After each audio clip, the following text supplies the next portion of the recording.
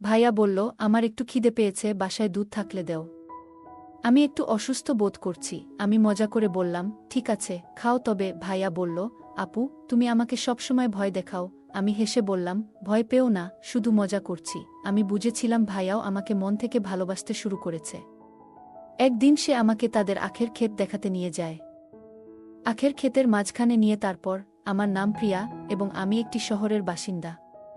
আমার বয়স 21 বছর, আমি দেখতে অনেক সুন্দর, সবাই বলে। বাইরে বের হলে ছেলেরা আমার দিকে চেয়ে থাকে, মনে হয় আমাকে তারা কিছু বলতে চায়।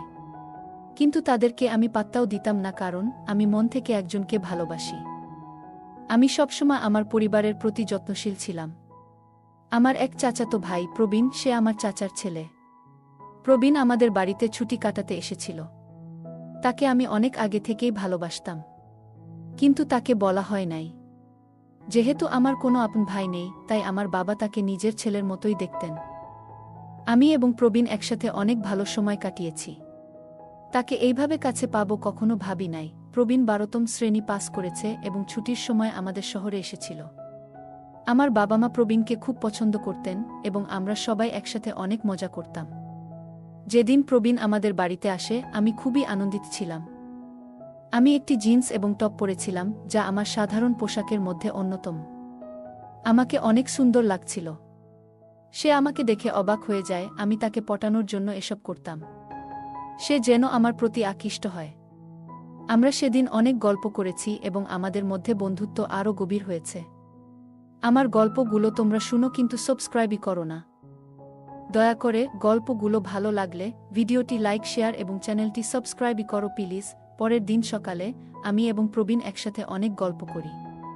আমি সেদিন একটি সুন্দর সালোয়ার কামিজ পরেছিলাম এবং প্রবীণ মজা করে বলেছিল যে আমাকে নাকি খুব সুন্দর লাগছিল। আমরা দুজনেই একসাথে সারা দিন ঘুরে বেরিয়েছিলাম এবং অনেক আনন্দ করেছি। আর আমি তার সাথে দিন দিন অনেক ফ্রি হতে থাকি, কারণ আমি তাকে অনেক পছন্দ করতাম। আমি তাকে অনেক পার্সোনাল কথা বলতাম। আমাদের এই স্মৃতিগুলো আজও মনে আছে এবং আমি সবসময় এই সুন্দর মুহূর্তগুলোকে স্মরণ করতাম। ভাইয়া যখন এলো, সে মজা করে বলল, আমার জন্য এত সাজগোজ করার দরকার নেই। আমরা হাসতে লাগলাম আর দুজনেই বেশ ভালো সময় কাটাচ্ছিলাম। কিছুক্ষণ পরে মা খাবার খেয়ে পাশের আন্টির বাড়িতে গেলেন। আমি লক্ষ্য করলাম ভাইয়া আমার দিকে একটু তাকালো এবং হাসি দিয়ে বলল, তুমি আমাকে এমনভাবে মজা করছো কেন? আমি আবারও হেসে উঠলাম আর বললাম, আমার ভালো লাগে তাই। তোমার সাথে আমি মজা করছি না। আমি তাকে অনেক জ্বালাতাম। কিছুক্ষণ পর আমরা একসাথে বসে চা পান করছিলাম। সে মজা করে বলল, এই দুধ চা আমি খাবো। এই ধরনের মজার কথাবার্তায় আমরা বেশ আনন্দ করছিলাম। ভাইয়া মজা করে বলল, আপু, তুমি বেশ মজার হয়ে গেছ, কিন্তু এমন কথা বলো না। আমি হাসতে হাসতে বললাম, ভাইয়া, তুমি জানো কি, আমাদের চাচা তার চাচিকে বিয়ে করেছেন। এমন সব ছোটখাটো কথা নিয়ে আমাদের মধ্যে মজার আলোচনা চলছিল, যাতে সে বুঝতে পারে আমি কি চাই। কারণ আমি তাকে মন থেকে অনেক ভালোবাসছিলাম। আমি আমার চাচাতো ভাইকে বিয়ে করতে চেয়েছিলাম, তাই আমি তার পিছু সব সময় লেগে থাকতাম। তার ভালোবাসার জন্য আমরা দুজনেই একটু আনন্দ করতে চেয়েছিলাম, কিন্তু সেটার মধ্যে কোনো অসৎ উদ্দেশ্য ছিল না। আমি ভাইয়াকে বোঝানোর চেষ্টা করলাম, কিন্তু তিনি মজা করে বললেন, না আপু, আমি এসব করব না। দুপুরের পর মা ঘরে ফিরে আসেন এবং আমরা সবাই একসাথে পার্কে ঘুরতে যাই। সন্ধ্যায় আমরা বাড়ি ফিরে আসি এবং রাতে আমরা সবাই একসাথে ডিনার করি। রাতের দিকে আমি ভাইয়াকে আমার রুমে ঘুমাতে বললাম, কিন্তু তিনি বললেন, না আপু, এটা ঠিক হবে না। আমি তাকে বোঝানোর চেষ্টা করলাম, কিন্তু ভাইয়া বললেন, আমি তোমাকে খুব পছন্দ করি, কিন্তু আমাদের সম্পর্কটা পরিবারের জন্য খুব গুরুত্বপূর্ণ। আমি বললাম, ঠিক আছে, তোমার যদি কোনো আপত্তি না থাকে তাহলে আমরা শুধু মজাই করব। ভাইয়া হেসে বললেন, না আপু, তুমি ভুল বুঝবে না। আমি তোমাকে খুব সম্মান করি। রাতে আমি তাকে আবার আমার রুমে ডেকে নিয়ে আসলাম। আমরা রাতের দিকে আবার কিছুক্ষণ কথা বললাম। হঠাৎ করে মার ঘর থেকে কিছু শব্দ পেলাম আর আমি বললাম, দেখি আবার কি হয়েছে। একদিন আমি বলেছিলাম বাবা মাঝে মাঝে একটু বেশি মদ পান করে ফেলেন, তখন মা তাকে বেশ ধমক দিচ্ছিলেন। ভাইয়া মজা করে বলল, না দিদি, তুমি ভুল শুনেছ, এমন কিছু হচ্ছে না। কিন্তু তখনই আমরা মায়ের ঘর থেকে একটা চিৎকার শুনতে পেলাম। ভাইয়া বলল, চলো দেখি মা কি বলছে। আমরা মায়ের রুমে যাই, কিন্তু দরজা বন্ধ ছিল। জানালা দিয়ে উকি মারলেও কিছু দেখা যাচ্ছিল না, কারণ ঘরে অন্ধকার ছিল। মা আবার চিৎকার করলেন, আর আমরা বুঝতে পারলাম কিছু একটা ঘটছে। হঠাৎ আমরা দেখলাম বাবা মায়ের সাথে কিছু কথা বলছেন। আমরা দুজনেই একটু চিন্তিত হয়ে গেলাম, কিন্তু মা বাবা হাসছিলেন। আমরা দুজনেই বুঝেছিলাম কি হচ্ছিল ওখানে। আমরা হাসতে হাসতে আমাদের রুমে ফিরে এলাম। আমি বললাম, সব ঠিক আছে, তারা ভালো সময় কাটাচ্ছে। আমার কথা শুনে ভাইয়া একটু লজ্জা পেল। ভাইয়া তখন বলল, আমার একটু খিদে পেয়েছে, বাসায় দুধ থাকলে দেওয়। আমি একটু অসুস্থ বোধ করছি। আমি মজা করে বললাম, ঠিক আছে, খাও। তবে ভাইয়া বলল, আপু, তুমি আমাকে সবসময় ভয় দেখাও। আমি হেসে বললাম, ভয় পেও না, শুধু মজা করছি। আমি বুঝেছিলাম ভাইয়াও আমাকে মন থেকে ভালোবাসতে শুরু করেছে।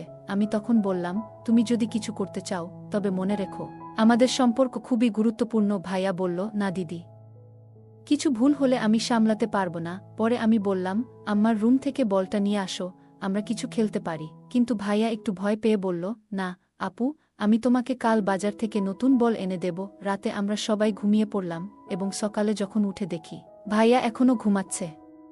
আমি তখন মাকে কাজে সাহায্য করতে লাগলাম। পরে বাবা ব্যাংকে চলে গেলেন, আর আমি ভাইয়ার ঘরে গিয়ে বললাম, চা বা দুধ কোনটা খাবে? ভাইয়া হেসে বলল, চা না দিদি, প্লিজ, আমি শুধু সকালে চা খাবো। এখন পর্যন্ত রাতে যে দুধ খেয়েছি সেটাই পুরোপুরি হজম হয়নি। ভাইয়া হাসতে হাসতে বলল। আমি মজা করে উত্তর দিলাম, ভাই, তোমার পরিপাকতন্ত্র খুব দুর্বল হয়ে গেছে। তারপর আমি রান্নাঘরে ফিরে গেলাম মাকে সাহায্য করতে। মা ভাইয়াকে চা খাইয়ে বিশ্রাম নিতে গেলেন। আমি তখন বাজারে যাওয়ার জন্য প্রস্তুতি নিচ্ছিলাম এবং মায়ের কাছ থেকে অনুমতি নিলাম। প্রথমে ভাইয়াকে বললাম, চলো, তুমিও চলো, কিন্তু মা তাকে কাজে বাধ্য করলেন। ভাইয়াকে পাখাগুলো পরিষ্কার করতে বলা হলো, কারণ তিনি খুব লম্বা এবং পাখাগুলোতে হাত পৌঁছাতে পারছিলেন। আমি তখন বাজারে গেলাম এবং প্রথমেই মায়ের জন্য সেলাই করা স্যুট সংগ্রহ করলাম। এরপর আমি মেডিকেল স্টোরে গেলাম কিছু প্রয়োজনীয় জিনিস কিনতে। সেখানে গিয়ে আমি একটি চকলেট দেখতে পেলাম এবং কিনে ফেললাম, কারণ চকলেটের গন্ধটা বেশ ভালো লেগেছিল। তারপর আমার মনে হলো ভাইয়ার জন্য কিছু ওষুধ কিনে নেওয়া উচিত। আমি মেডিকেল স্টোর থেকে বেরিয়ে এলাম এবং ভাবলাম, অন্য কোথাও পেতে পারি।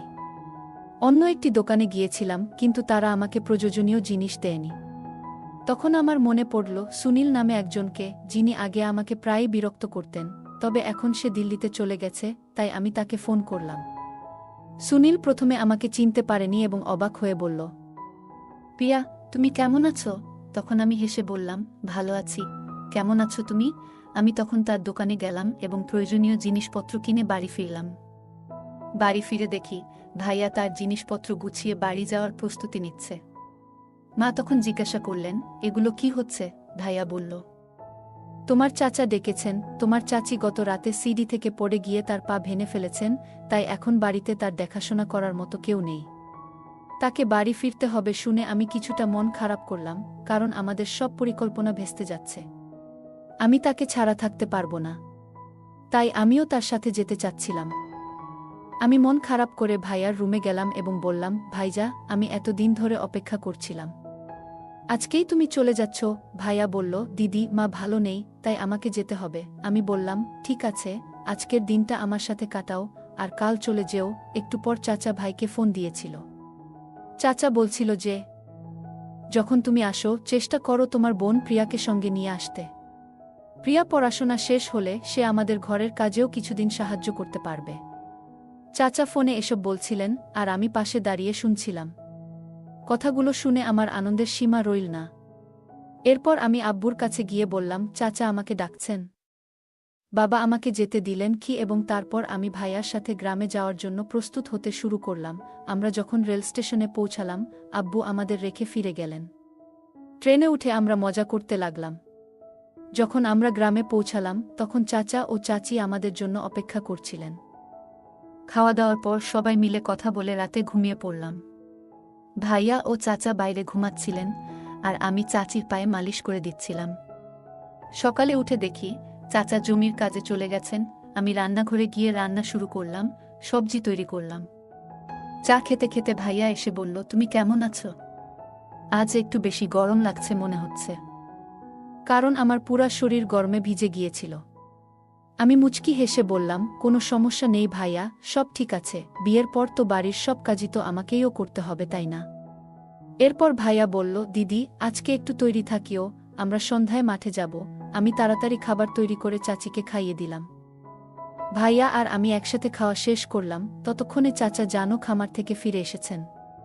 বিকেল ৫টার দিকে আবহাওয়া কিছুটা ঠান্ডা হয়ে গিয়েছিল, তাই আমি চা বানালাম, সবাই মিলে চা খেলাম।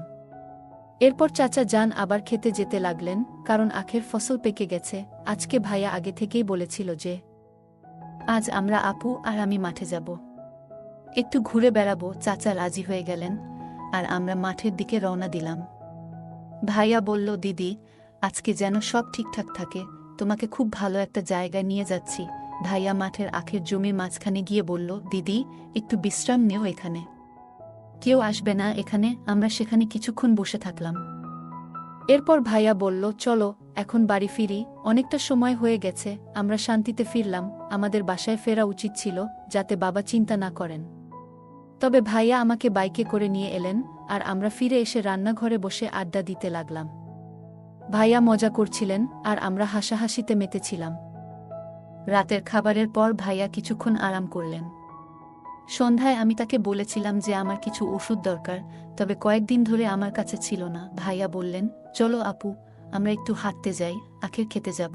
আমরা কিছুক্ষণ হাঁটলাম আর সেখানেই খোলামেলা কথা বলতে লাগলাম। ভাইয়া বলল, যা সত্য তা লুকিয়ে রাখা যায় না। একদিন আমরা বাড়িতে ভালো সময় কাটাচ্ছিলাম, তখনই চাচি আমাদের দেখে ফেলে। পরে চাচি চাচাকে বলে দেয় বাড়িতে একটা পরিস্থিতি তৈরি হয়েছিল আর আমাদের উপর চাচা তখন রেগে গিয়েছিলেন। আমরা সবকিছু স্বীকার করে নিলাম এবং আমাদের ভুলের জন্য সবার কাছে ক্ষমা চাইলাম। এরপর পরিবার আলোচনা করে সিদ্ধান্ত নিলেন যে আমাদের সম্পর্কটাকে আরেক ধাপে এগিয়ে নেওয়া উচিত। তাই তারা আমাদের বিয়ের পরিকল্পনা করলেন, যাতে সবকিছু সুন্দরভাবে হয়। তাই কয়েকদিন পর আমাদের বিয়ে দেয়, যা আমি চেয়েছিলাম আর ভাইয়াও চেয়েছিল এটাই, কারণ আমরা দুজন দুজনকে অনেক ভালোবেসে ফেলেছিলাম। এখন আমরা অনেক সুখে আছি। এখন আর কিছু লুকাতে হয় না। গল্পটা কেমন লাগলো জানাতে ভুলবে না। আরও মজার মজার রোমান্টিক গল্প শুনতে চাইলে ভিডিওটি লাইক, শেয়ার এবং চ্যানেলটি সাবস্ক্রাইব করতে এবং বেল আইকনটি ক্লিক করতে ভুলবে না। ধন্যবাদ।